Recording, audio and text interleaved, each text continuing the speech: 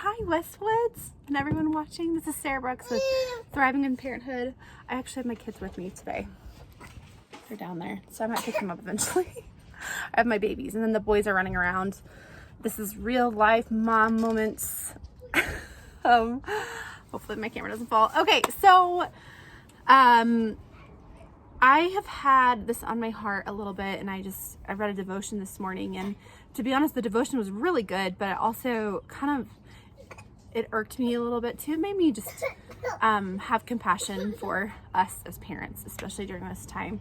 And the devotion was about just how when we respond in anger with our kids, how that makes them feel that maybe that guilt and that shame, and that as parents we got to respond to their heart and not necessarily to like what's happening. And so I'm not always like, I don't always do that. You know what I mean? Like at the end, the question was, have you ever felt tempted to respond in anger? And that's kind of what irked me. I was like, no, I'm guilty of responding in anger. And I've definitely done that. And I know I'm not the only one. In fact, I'm pretty sure most parents have responded to their kids in ways that they like wish that they hadn't. And that's where grace and asking for apology comes in. And I just wanted to say first that shame has no place. And shame's aim is to take us out of the game. I heard that from Christine Caine a long time ago, and I feel like that shame is the weapon choice of the enemy so often, that he wants us to not be in the game. He wants us to feel unequipped and unable. And so whenever that happens to me, and I felt like those feelings this morning, so it happened to me yesterday, the kids. I'm in my garden, it's kind of in my getaway, and one of my kids stepped on my plants and wasn't being careful like I asked him to, and I lost it, and I didn't like even bother to ask him nicely, and the mom voice came out. I can't even imitate my mom voice. It only happens when mom voice moments happen.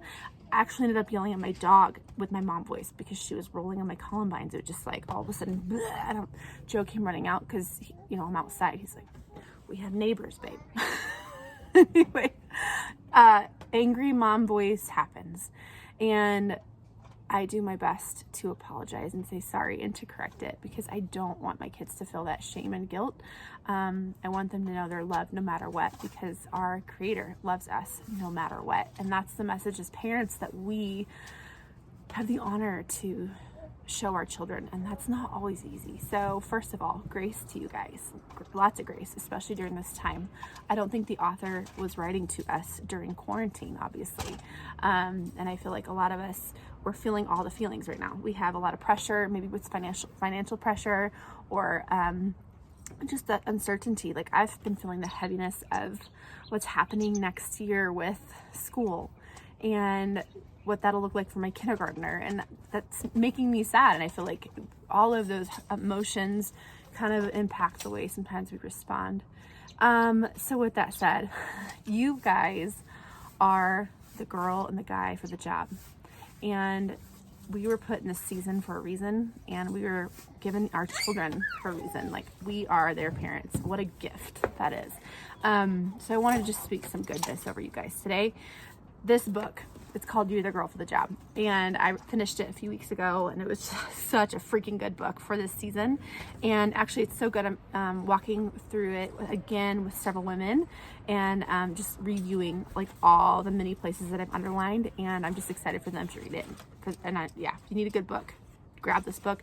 It's not for parents necessarily, it's for it is the girl for the job, so it is written kind of to women. But it's for anybody who has a big dream, or is doing something hard, or doing something they feel maybe like unable to do, or not have capacity to do, like parenting, or like I run a business that doesn't always seem easy. It's not always easy. And so this is so good. It's God breathes for sure. But the first part, she talks about that saying of she believed she could, and so she did, and how there's not a lot of truth to that. Maybe you could take it in a different context, but in her context, she just kind of was like, no, like I don't have capacity. If I relied on my own capacity, I'd be watching Netflix all day and eating frozen yogurt. I might sneeze. I'm sorry. If you know me, you know I'm a sneezer. Oh, come here. You want to come help me? Come here. You want a snack? Uh-oh, they're both coming up. Here, go. Lolo, my daughter, Leona, she's having all the feelings. Anyway, I really relate. Come with me. To what she said, because I'm a 7 on the Enneagram, and I feel like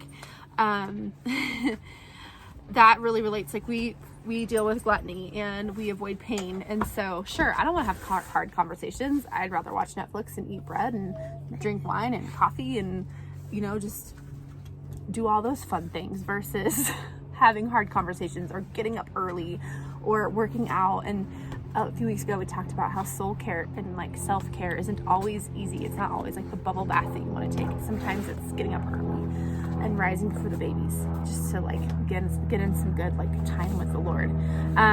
So anyway, we can't rely on our own capacity, and that's the first message that she gives. I think that's so good and such a beautiful reminder. But another little charge she gives, and I want to give it to you guys too.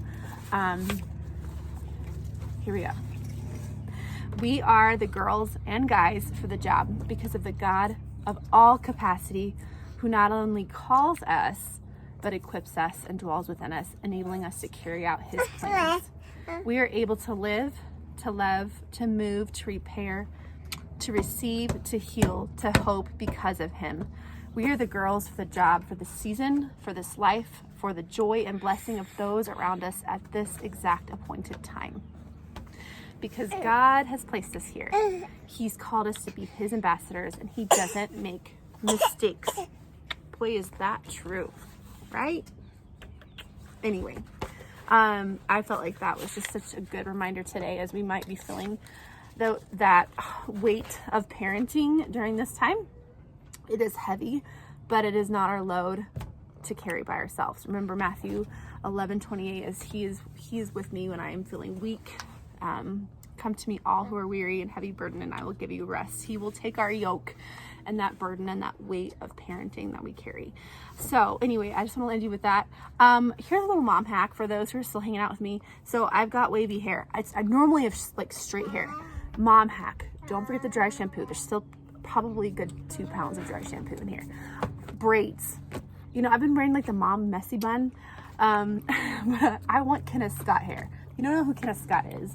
Shout out to Kenna and Kelsey. They are, I think, Thursdays. Freaking love what they got on What's TV. It's so funny. But I love Kenna's hair. It's like beautiful and curly. I'm like, I want Kenneth Scott hair. So I've been wearing braids, messy mom braids, working out in them, sleeping in them, pull them out, do a little wave, and go with it. You know, it's just something different to do while we're at home with our beautiful little darlings, right? So there's a little shout out to Kenna and her beautiful locks. And don't forget to watch them. Go to Westwood TV. And you know, if you need to do a new hairstyle, I got you. Don't forget the dry shampoo. All right, mamas and dads, we love you guys. Have a great day. Can you say goodbye? Say bye-bye. Bye-bye. She's got yummy bar in her mouth. Oh, yeah. All right, we'll see you guys.